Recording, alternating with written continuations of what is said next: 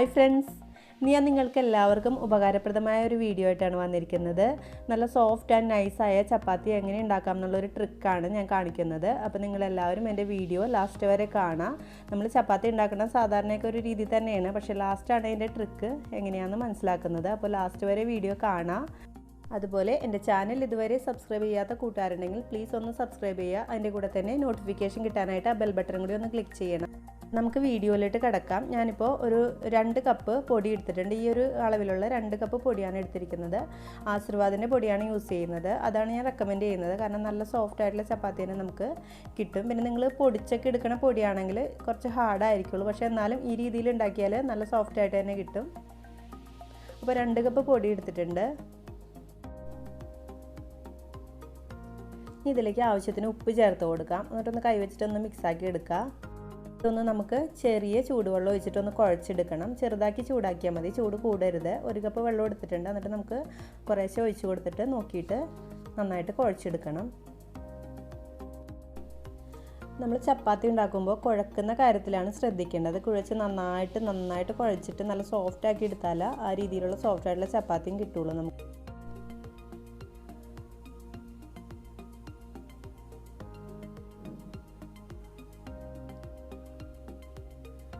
നമുക്കിതിലേക്ക് കുറച്ച് ഓയിൽ ഒഴിച്ച് കൊടുക്കാം. ഒരു ടേബിൾ സ്പൂണോളം ഓയിൽ ഒഴിച്ച് കൊടുത്തിട്ടുണ്ട്. എന്നിട്ട് നന്നായിട്ടൊന്ന് മിക്സാക്കി എടുക്കാം. ഇനി നന്നായിട്ടൊന്ന് കൈവച്ചിട്ട് നന്നായിട്ട് കുഴച്ചെടുക്കണം. എത്രത്തോളം നന്നായിട്ട് കുഴച്ചെടുക്കുന്നോ അത്രത്തോളം നല്ല സോഫ്റ്റ് ആയിട്ടുള്ള ചപ്പാത്തി നമുക്ക് കിട്ടും.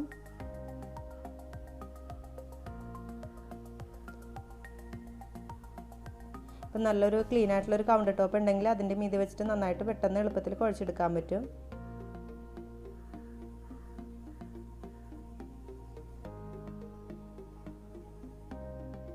ഇപ്പോൾ കൈ കൊണ്ട് ഇങ്ങനെ കുത്തി കുഴച്ചെടുക്കാനായിട്ട് ബുദ്ധിമുട്ടുള്ളവരാണെങ്കിൽ ഇതുപോലെ എടുത്തിട്ട് ഇങ്ങനെ താഴത്തോട്ട് ആക്കിയിട്ട് ഈ രീതിയിൽ കുഴച്ച് വേണമെങ്കിൽ എടുക്കാം.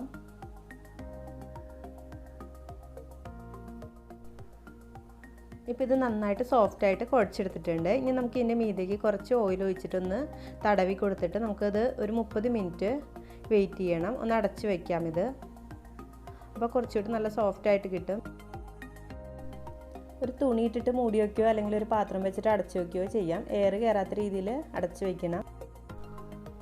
ഇപ്പോൾ ഒരു 30 മിനിറ്റ് കഴിഞ്ഞിട്ടുണ്ട്. നമ്മുടെ ചപ്പാത്തിയുടെ മാവ് നല്ല സോഫ്റ്റായിട്ട് തന്നെ ഇരിപ്പുണ്ട്. ഇനി നമുക്കിതൊന്ന് ബോൾസ് ആക്കിയിട്ട് ഉരുട്ടിയെടുക്കണം. ഒന്നുകൂടി ഒരു 1 മിനിറ്റോളം ഒന്നും കൂടി ഒന്ന് കുഴച്ചെടുത്താൽ കുറച്ചുകൂടി നന്നായിട്ട് സോഫ്റ്റായിട്ട് കിട്ടും. നിങ്ങൾക്ക് എളുപ്പം ഏതാണ് ആ രീതിയിൽ കുഴച്ചെടുക്കുക. ഞാനിപ്പോൾ ഈ രീതിയിൽ എടുക്കുകയാണ്. അപ്പോൾ കുറച്ചും കൂടി ഒന്ന് നല്ല സോഫ്റ്റ് ആയിട്ടുള്ള ബോൾസ് ആയിട്ട് കിട്ടും.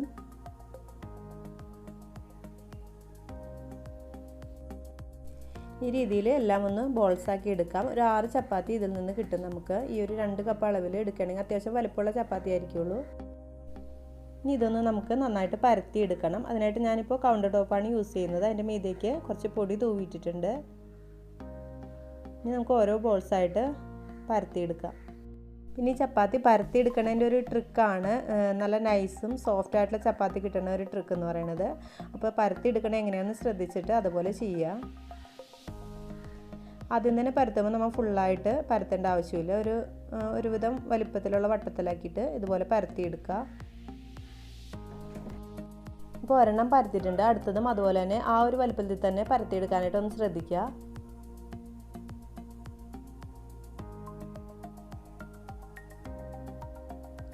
ഇപ്പോൾ 2 എണ്ണം പരത്തി എടുത്തിട്ടുണ്ട്. ഇനി നമുക്ക് ഇതിൻ്റെ മീതേക്ക് കുറച്ച് ഓയിൽ തേച്ച് കൊടുക്കാം. ഇപ്പോൾ കുട്ടികൾക്കൊക്കെ കൊടുക്കാനായിട്ടാണെങ്കിൽ ഓയിലിന് പകരം നെയ്യ് അല്ലെങ്കിൽ ബട്ടറൊക്കെ ചേർക്കാം കേട്ടോ. ഇപ്പോൾ എല്ലായിടത്തും ഓയിൽ തേച്ച് കൊടുത്തിട്ടുണ്ട്. ഇനി മീതേക്ക് കുറച്ച് പൊടി എടുത്തിട്ട് ഇതുപോലെ തൂവി കൊടുക്കുക. എന്നിട്ട് അതിൻ്റെ മീതേക്ക് നമ്മൾ ആദ്യം പരത്തി വെച്ച ചപ്പാത്തി വെച്ച് കൊടുക്കണം. നമ്മൾ സമൂസ ഷീറ്റൊക്കെ ഉണ്ടാക്കില്ലേ, ആ ഒരു ട്രിക്ക് തന്നെയാണിത്. എന്നിട്ട് നമുക്കിതൊന്ന് നന്നായിട്ട് പരത്തിയെടുക്കാം. അപ്പോൾ നമ്മൾ ഒറ്റ ഇതിൽ തന്നെ പരത്തിയെടുക്കുകയാണെങ്കിൽ നൈസായിട്ട് വരാനായിട്ട് ബുദ്ധിമുട്ടാകും. അപ്പോൾ തിക്നെസ് ഉണ്ടെങ്കിൽ കുറച്ചും കൂടി വലുപ്പത്തിൽ നമുക്ക് ഇതുപോലെ പരത്തിയെടുക്കാൻ പറ്റും.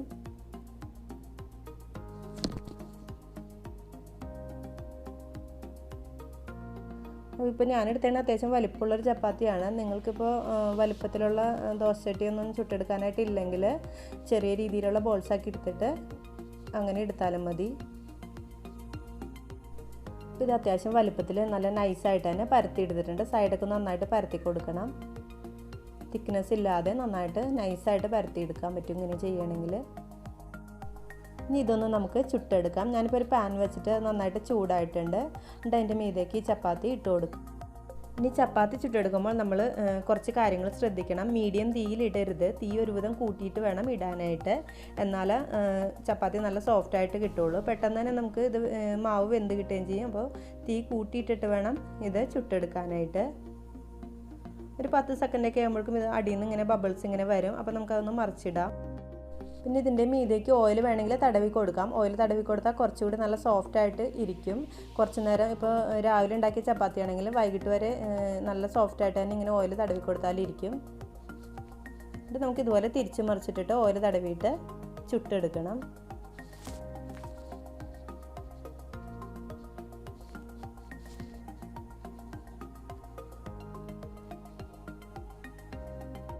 അപ്പോൾ നമ്മൾ 2 ചപ്പാത്തി വെച്ചിട്ടല്ലേ ഇങ്ങനെ കവർ ചെയ്തെടുത്തേക്കണേ. അപ്പോൾ ഇത് ലാസ്റ്റ് ചപ്പാത്തി ചുട്ട് കഴിഞ്ഞ് വെന്ത് വരുമ്പോൾ ഈ ലെയറായിട്ട് കറക്റ്റായിട്ട് തിരിയും. അപ്പോൾ നമുക്കതൊന്ന് വേർതിരിച്ചെടുത്താൽ നല്ല നൈസായിട്ടുള്ള ചപ്പാത്തി കിട്ടും. തന്നെ കട്ടിയില്ലാത്ത നല്ല നൈസായിട്ടുള്ള ചപ്പാത്തി കിട്ടാനുള്ള ഒരു ട്രിക്കാണിത്. അപ്പോൾ ഇതെല്ലാവർക്കും മനസ്സിലായി കാണുമെന്ന് പ്രതീക്ഷിക്കുന്നു. ഇപ്പോൾ നമ്മുടെ ചപ്പാത്തി റെഡി ആയിട്ടുണ്ട്. ഇനി ഇതൊന്ന് ചൂടോട് കൂടി തന്നെ ഒരു കാസറോളിലോ അല്ലെങ്കിൽ അടച്ചുറപ്പുള്ള വേറെ ഏതെങ്കിലും ഒരു പാത്രത്തിലാക്കിയിട്ട് അടച്ച് വയ്ക്കുക. ഈ ചപ്പാത്തി ഒന്ന് നമുക്ക് ലെയറായിട്ട് തിരിച്ചെടുക്കാം. നമ്മൾ ഉള്ളിൽ എണ്ണ തടവിയിട്ടുണ്ടായിരുന്നില്ല, അതുകൊണ്ട് തന്നെ പെട്ടെന്ന് തന്നെ ലെയറായിട്ട് വിട്ട് കിട്ടും. എളുപ്പത്തിൽ തന്നെ കിട്ടും. ഇത് ചുട്ടെടുത്ത് കഴിയുമ്പോൾ തന്നെ ഇത് ലെയറായിട്ട് വിട്ടിട്ടുണ്ടാവും. കണ്ടതുപോലെ ലെയറാക്കി തിരിച്ചിട്ട് ഇതുപോലെ 4ആക്കി മടക്കി നമുക്ക് ഒരു അടച്ചുറപ്പുള്ള പാത്രത്തിലാക്കിയിട്ട് അടച്ചു വെച്ചാൽ എത്ര നേരം ഇരുന്നാലും നല്ല സോഫ്റ്റ് ആയിട്ടുള്ള ചപ്പാത്തി തന്നെ നമുക്ക് കിട്ടും. അപ്പോൾ ചപ്പാത്തി ഉണ്ടാക്കണതിൽ മാത്രമല്ല, നമ്മൾ ഉണ്ടാക്കിയിട്ട് ഇത് എങ്ങനെ സൂക്ഷിക്കുന്നുള്ളൊരു കാര്യത്തിലും ശ്രദ്ധിക്കണം. എന്നാലേ നല്ല സോഫ്റ്റായിട്ട് തന്നെ ചപ്പാത്തി ഇരിക്കുള്ളൂ. ഞാനിപ്പോൾ അതുപോലെ എല്ലാ ചപ്പാത്തിയും ചുട്ടെടുത്തിട്ടുണ്ട്. നമുക്ക് എളുപ്പത്തിൽ തന്നെ ഇത് ലെയറായിട്ട് കിട്ടും കേട്ടോ. നമ്മൾ ഉള്ളിൽ എണ്ണയൊക്കെ തേച്ച് അതിൻ്റെ മീതെ പൊടിയൊക്കെ തൂവി കൊടുത്തിട്ടുണ്ടാവില്ല, അതുകൊണ്ട് തന്നെ പെട്ടെന്ന് തന്നെ ഇത് ലെയറായിട്ട് കിട്ടും വെന്ത് വരുമ്പോൾ. ഇനി ഇത് വീണ്ടും നമുക്ക് കാസറോളിലാക്കിയിട്ട് അടച്ച് വയ്ക്കാം. എന്നിട്ട് നമുക്ക് ആവശ്യം എപ്പോഴാണെന്ന് വെച്ചാൽ അന്നേരം എടുത്താൽ മതി. അപ്പോൾ നല്ല ചൂടോടുകൂടി തന്നെ ഇരിക്കുകയും ചെയ്യും, നല്ല സോഫ്റ്റായിട്ട് തന്നെ ഇരിക്കുകയും ചെയ്യും. അപ്പോൾ നിങ്ങളെല്ലാവരും ഒന്ന് ഈ ഒരു ട്രിക്ക് നിങ്ങളൊന്ന് പരീക്ഷിച്ച് നോക്കാം. ഈ റെസിപ്പി നിങ്ങൾക്ക് ഇഷ്ടമായെങ്കിൽ ലൈക്ക് ചെയ്യാനും അതുപോലെ തന്നെ കമൻറ്റ് ചെയ്യാനും മറക്കരുതേ. താങ്ക്